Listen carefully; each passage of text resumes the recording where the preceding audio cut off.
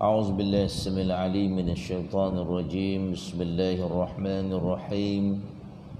الحمد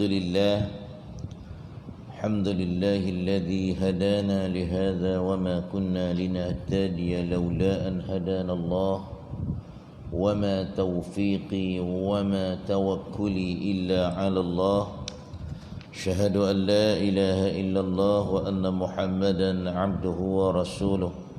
اللهم صل وسلم على حبيبنا وشفيعنا محمد الأمين خاتم الأنبياء والمرسلين وعلى آله وصحبه أجمعين. قال سبحانك لا علم لنا إلا ما علمتنا إنك أنت العليم الحكيم. اللهم فقهنا في الدين، اللهم فقهنا في الدين، اللهم فقهنا في الدين وعلمنا التأويل واهدنا إلى صراطك المستقيم. أما بعد. Yang saya muliakan Tuan Kursi Masjid, Tuan Imam, Tuan Bilal, seluruh ahli jatuh kuasa masjid yang ada, Tuan Haji, Tuan Hajjah, tuan-tuan dan puan-puan muslimin dan muslimat, para jemaah yang dirahmati Allah sekalian. Alhamdulillah, pertama-tamanya dan selama-lamanya marilah kita bersama-sama merafakkan setinggi-tinggi kesyukuran kepada Allah Subhanahu wa taala. Dan kita masih lagi diberikan peluang dan kesempatan oleh Allah Subhanahu wa taala untuk terus mengecapi dan menikmati nikmat kehidupan di atas muka bumi Allah taala ini. Lebih-lebih lagi bukan saja nikmat umur yang dianugerahkan oleh Allah, kita masih lagi dipilih oleh Allah dengan hidayah atau taufiknya untuk terus tergolong daripada golongan yang memakmur ke rumah Allah Subhanahu wa taala, dan seterusnya dapat menunaikan, melaksanakan tanggungjawab kita sebagai seorang Islam, seorang hamba, menunaikan salat fardu subuh secara berjamaah. Moga-moga diterima oleh Allah. Taqabbalallahu minna wa minkum ya karim. Dan seterusnya Allah Ta'ala pilih kita untuk sama-sama berada dalam majlis ilmu Allah Subhanahu wa ta'ala, untuk kita lebih mengenali Nabi kita Muhammad sallallahu alaihi wasallam, bagi menimbulkan semangat motivasi kepada kita untuk senantiasa beramal dengan sunnah-sunnah Rasulullah sallallahu alaihi wasallam, insya-Allah. Jadi tuan-tuan dan puan-puan muslimin dan muslimat yang dirahmati Allah sekalian, insya-Allah pada pagi ini kita akan teruskan pengajian kitab Asy-Syama'il Muhammadiyah, kitab yang menceritakan akan kepribadian, kehebatan, kejadian Nabi kita Muhammad sallallahu alaihi wasallam beserta dengan akhlak-akhlak dan sifat-sifatnya. Insya-Allah pada pagi ini kalau tak silap kita masuk kepada tajuk topi perisai. Betul lah? Topi perisai Rasulullah sallallahu alaihi wasallam, insya-Allah. Yang ada kitab tu muka surat 254 hadis 106. Jadi sebelum kita nak teruskan pengajian kita pada pagi ini, sebagai tanda kita bersyukur menjadi umat Nabi Muhammad sallallahu alaihi wasallam dan tanda kita mengasihi dan menyayangi Nabi kita Muhammad sallallahu alaihi wasallam, marilah sama-sama kita berselawat ke atas baginda sebanyak 10 kali, dan seterusnya kita mulakan majlis kita dengan umul kitab. Moga-moga dipermudahkan pengajian kita, insya-Allah. Allahumma salli ala Sayyidina Muhammad wa ala ali Sayyidina Muhammad. Allahumma salli ala Sayyidina Muhammad wa ala ali Sayyidina Muhammad. Allahumma salli ala Sayyidina Muhammad wa ala ali Sayyidina Muhammad. Allahumma salli ala Sayyidina Muhammad wa ala ali Sayyidina Muhammad. Allahumma salli ala Sayyidina Muhammad wa ala ali Sayyidina Muhammad. Allahumma salli ala Sayyidina Muhammad وعلى آل سيدنا محمد اللهم صل على سيدنا محمد وعلى آل سيدنا محمد. اللهم صل على سيدنا محمد وعلى آل سيدنا محمد. اللهم صل على سيدنا محمد وعلى آل سيدنا محمد. اللهم صل على سيدنا محمد وعلى آل سيدنا محمد. اللهم صل على سيدنا محمد وعلى آل سيدنا محمد. اللهم صل على سيدنا محمد وعلى آل سيدنا محمد. أعوذ بالله من الشيطان الرجيم. بسم الله الرحمن الرحيم. الحمد لله رب العالمين الرحمن الرحيم مالك يوم الدين. إياك نعبد وإياك نستعين. اهدنا الصراط المستقيم صراط الذين أنعمت عليهم غير المغضوب عليهم ولا الضالين.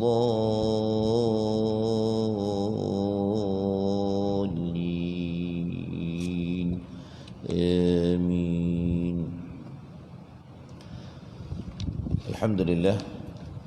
Barakallahu lana wa lakum jami'an. Moga-moga kita semua dirahmati, diberkati Allah. Jadi tuan-tuan dan puan-puan muslimin dan muslimat yang dirahmati Allah sekalian, pada pengajian yang lalu kita membicarakan tentang baju besi Nabi sallallahu alaihi wasallam. Jadi pada pagi ini kita akan teruskan hadis-hadis yang menceritakan tentang topi perisai Nabi. Masih lagi yang berkaitan dengan peperangan. Nabi ini seorang ahli perang. Antaranya Nabi bersedia untuk berperang menentang musuh-musuh Allah. Jadi ini cerita tentang topi perisai Rasulullah sallallahu alaihi wasallam. Jaa fi sifati mighfari Rasulillah sallallahu alaihi wasallam. Dia kata perkataan al-mighfaru bermaksud perisai yang dipakai. Al-mighfaru ialah perisai yang dipakai pada kepala di bawah topi dan dibuat secara jalinan mengikut saiz kepala, kata dia. Perisai yang dipakai pada kepala di bawah topi. Ada topi, lepas tu ada perisai pula di atas topi itu. Dibuat secara jalinan ikut saiz kepala. Sebab itulah diterjemahkan sebagai topi perisai. Topi, lepas tu ada perisai pula. Bab ini membentangkan tentang hadis-hadis mengenai topi perisai yang pernah dipakai oleh Nabi sallallahu alaihi wasallam ketika berperang, di dalam peperangan. Hadis 106 daripada Anas bin Malik, anna Nabiy sallallahu alaihi wasallam dakhala Makkah wa alaihi mighfarun. فقيل له هذا بن خطل متعلق بأستار الكعبة فقال اقتلوه. Diriwayatkan daripada Anas bin Malik, katanya sesungguhnya Nabi sallallahu alaihi wasallam memasuki Makkah dengan memakai topi perisai. Diceritakan, dilaporkan kepada baginda bahawa Ibnu Battal, Ibnu Khattal telah bergantung di tirai Kaabah. Lantas baginda bersabda, bunuhlah ia. Jadi di dalam hadis ini peristiwa ini menceritakan tentang Fathu Makkah, pembebasan kota Mekah. Pada tahun ke-8 Hijrah, baginda sallallahu alaihi wasallam memasuki kota Mekah dalam keadaan memakai topi perisai di kepalanya.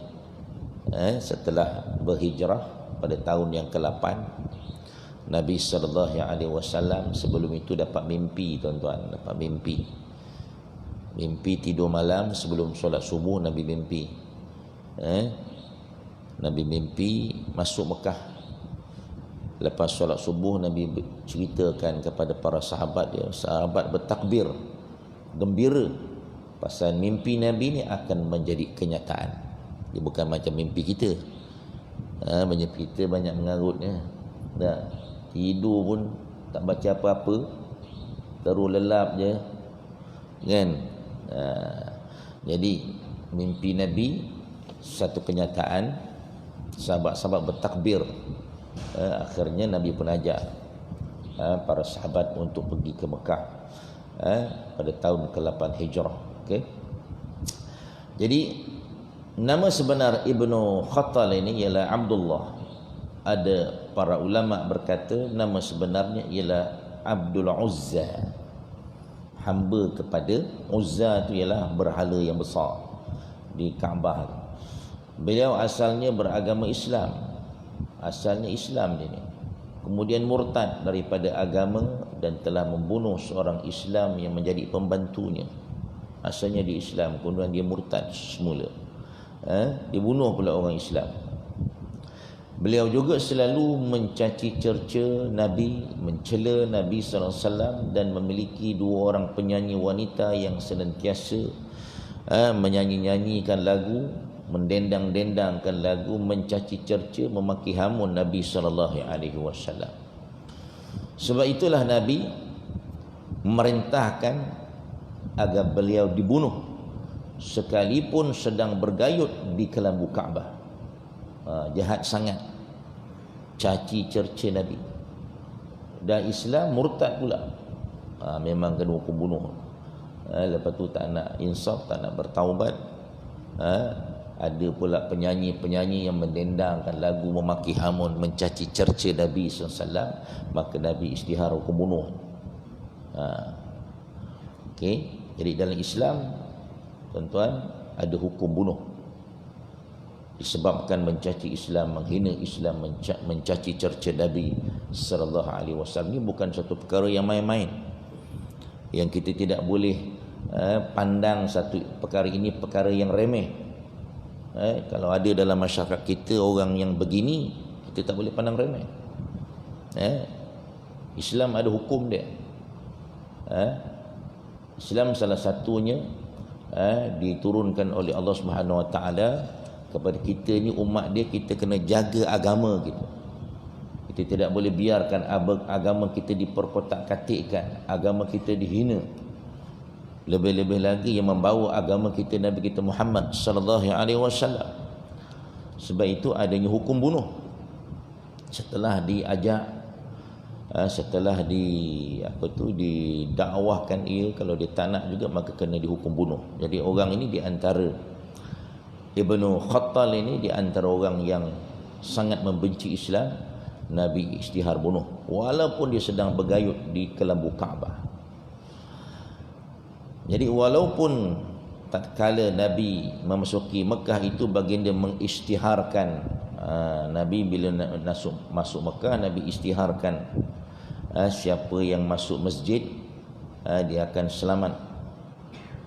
Namun ada beberapa orang yang dikecualikan oleh Nabi sallallahu alaihi wasallam, yakni mereka mesti dibunuh walaupun berada di dalam masjid. Ada orang yang dikecualikan, ni memang orang jahat. Sebagai seorang Nabi, Nabi kenal siapa musuh-musuh Nabi, musuh-musuh Islam. Nabi terus isytihar bunuh, walaupun duduk dalam masjid, walaupun bergantung di kelambu Kaabah sekalipun. Itu yang pertama, Ibnu Khattal. Yang kedua, 2 orang penyanyi wanita milik Ibnu Khattal, sama juga pasal dia ni menyanyikan lagu-lagu yang mendendangkan lagu-lagu menghina, mencaci cerca Nabi sallallahu alaihi wasallam. Seorang lagi namanya Ibnu Abi Fard. Ini di antara 3 orang yang dikecualikan. Yang lain-lain semua Nabi bebaskan. Ya, orang-orang musyrikin Mekah yang lain-lain semua Nabi bebaskan. Nabi tak bunuh. Nabi tak ada nak balas dendam.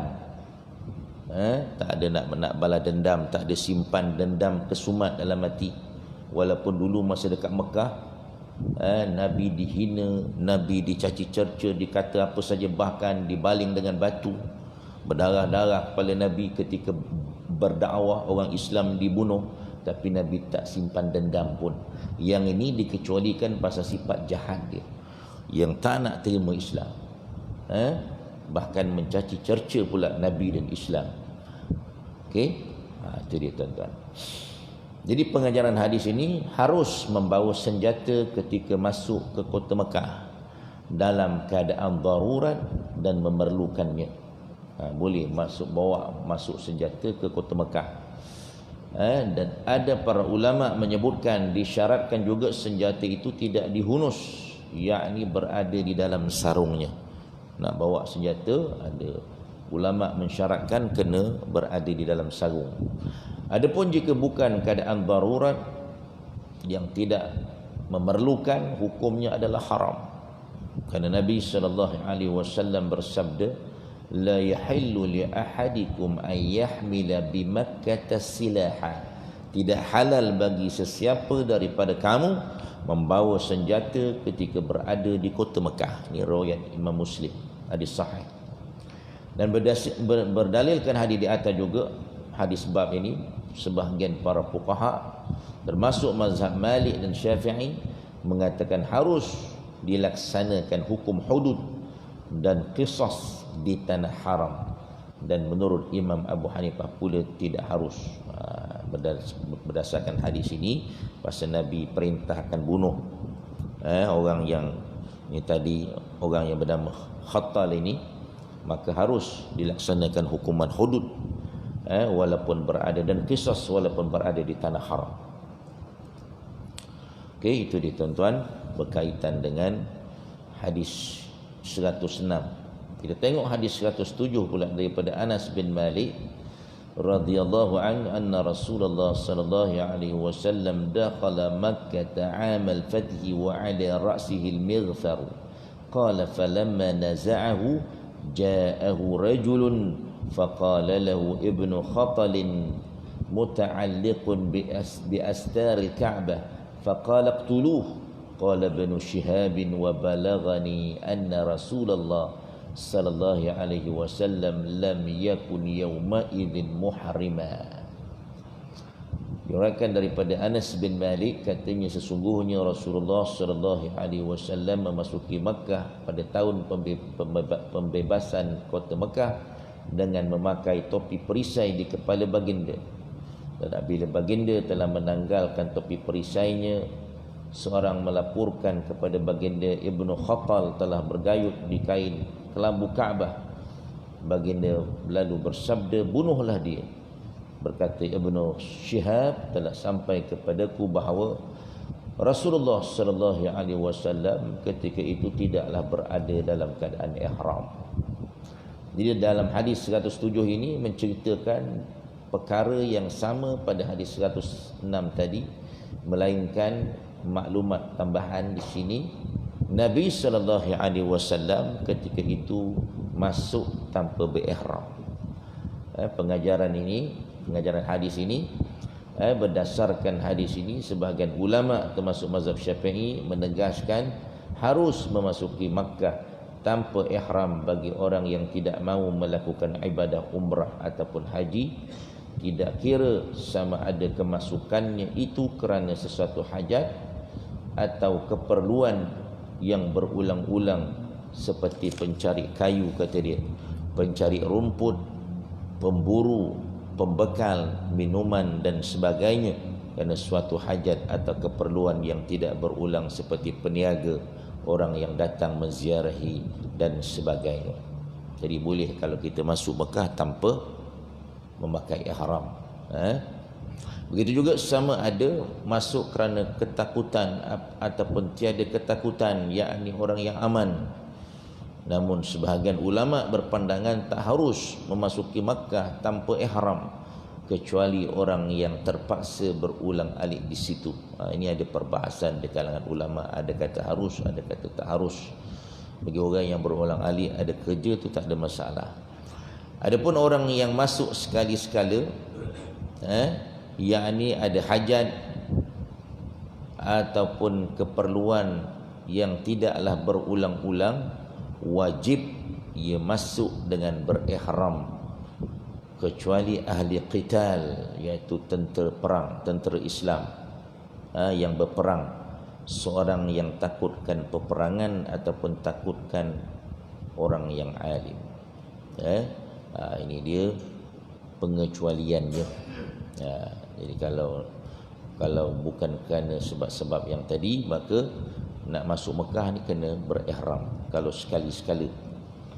Kalau orang yang memang bekerja berulang alik, bawa bas apa semua, yang bekerja ulang alik, bekerja di Mekah, duduk di Madinah, pergi ke Mekah kerja, yang itu tidak payah untuk memakai ihram dan tidak payah berniat ihram.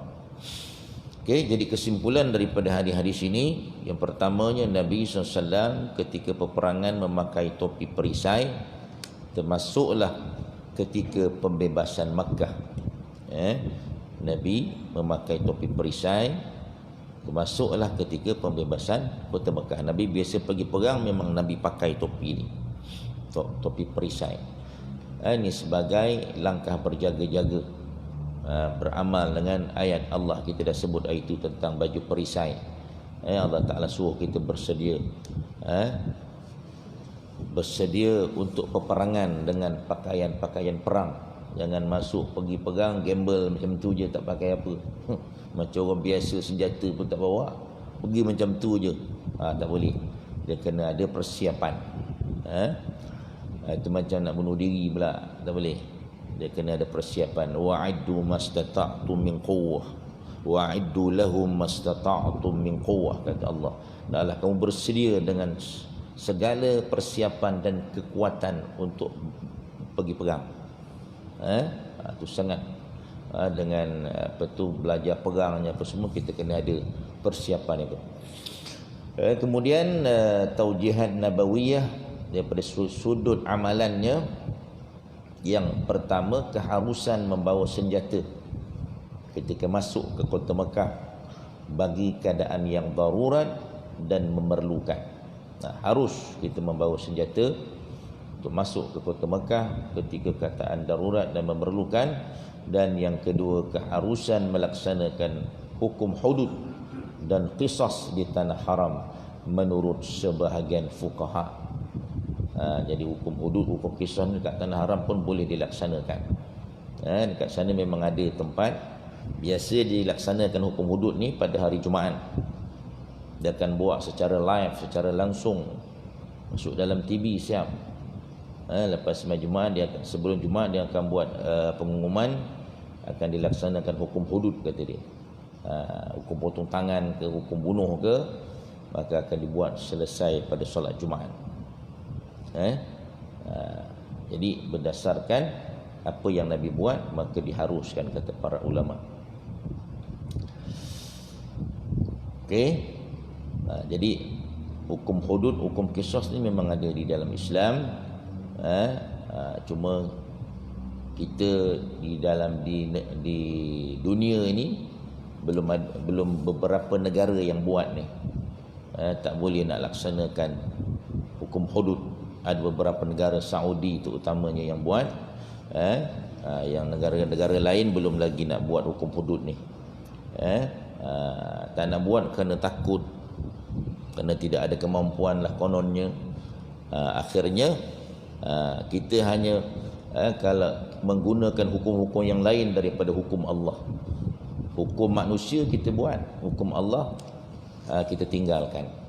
Sebenarnya hukum yang Allah Subhanahu Wa Taala tetapkan ini adalah hukum yang sangat sesuai dengan manusia. Sangat sesuai. Pasal Allah Taala yang ciptakan kita.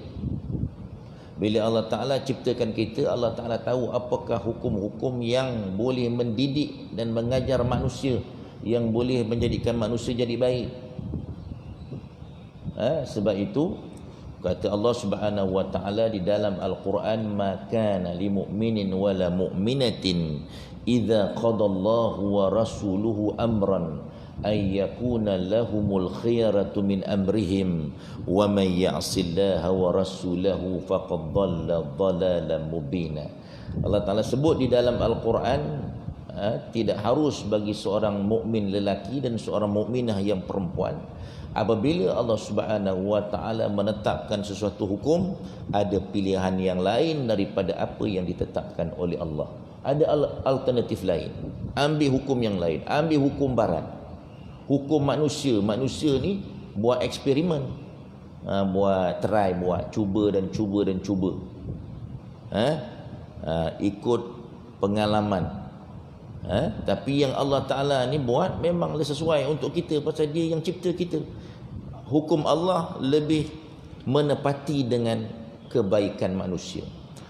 Hukum yang nak mendidik manusia menjadi hamba Allah Subhanahu wa Ta'ala. Tapi kalau kita pilih hukum yang lain daripada hukum Allah, Allah Ta'ala sebut tadi di dalam ayat ini, wa may ya'sillaha wa rasulahu, orang ini dikira orang yang menderhakai Allah, menderhakai Rasul, maka orang ini dikategorikan oleh Allah Subhanahu wa Ta'ala dhalla dhalalan mubina, sebagai orang yang sesat barat, yang betul-betul sesat. Mubina ni yang jelas kesesatannya, orang yang tak nak terima hukum Allah. Dah lah tak nak buat, tak nak terima pula, menolak pula, mempertikaikan pula. Siap kata ini hukum unta, siap kata kalau buat hukum ni habislah tangan, boleh buat sup tangan pula, macam-macam. Ni kalam-kalam ni boleh jatuh murtad, pasal hukum ni hukum Allah. Kalau kita kat jalan raya pun ada hukum, ni kan dalam penghidupan kita yang luas ini. Kita masuk jalan raya ada hukum, kita kat dunia ni pun ada hukumnya sendiri. Ada peraturan COVID-19 pun ada. SOP ni peraturan kan. Ini kan Allah nak supaya penghidupan kita jadi baik, lagilah ada hukum. Dan hukum Allah memang sesuai untuk kita. Ini perkara yang kita wajib terima, dan kita berdoalah kepada Allah Subhanahu wa Ta'ala, moga-moga Allah Ta'ala bagi peluang kita hidup dalam keadaan negara kita, semua negara di dunia ini melaksanakan hukum Allah. Nabi kata, yaumun fi imamin adilin khairun min ibadati sittina sana.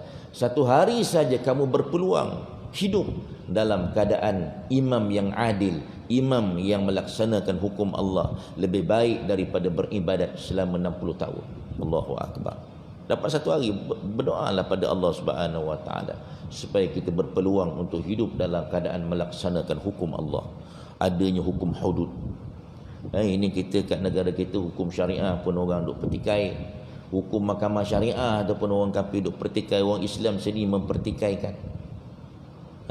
Macam tu sekali.